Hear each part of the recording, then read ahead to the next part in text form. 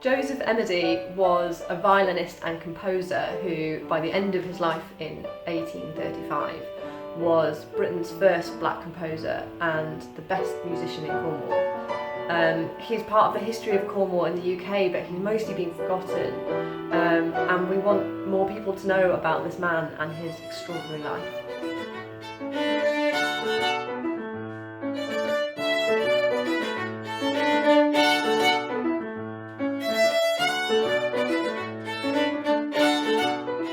He was born in Guinea in 1775, but then was kidnapped by the Portuguese and sold into slavery at the age of 12.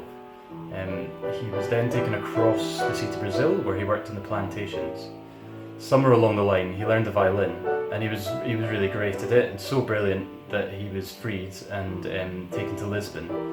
And he then became the second violin in the Lisbon Opera, the lead second violin.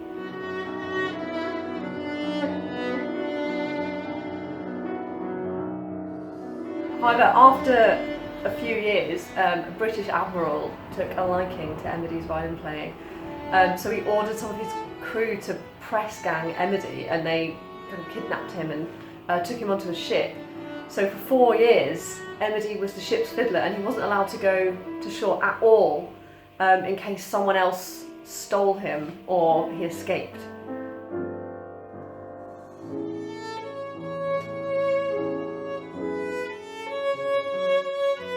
Eventually, the Admiral let him off the ship near Cornwall, and Emidy stayed there.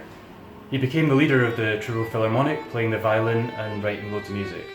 He tried to take his music to London, but London society just wouldn't accept him because he was black. And unfortunately, there are now no surviving copies of any of Emidy's music at all. If he had been white, it's very likely we would still be playing it to this day. We decided that more people need to know about Emidy. He was undoubtedly one of Cornwall's greatest ever musicians. His life was so full of pain and suffering, but music can be such a great coping mechanism, and it would have helped him to endure all of these atrocities. This piece is inspired by the places that Emidy lived during his life.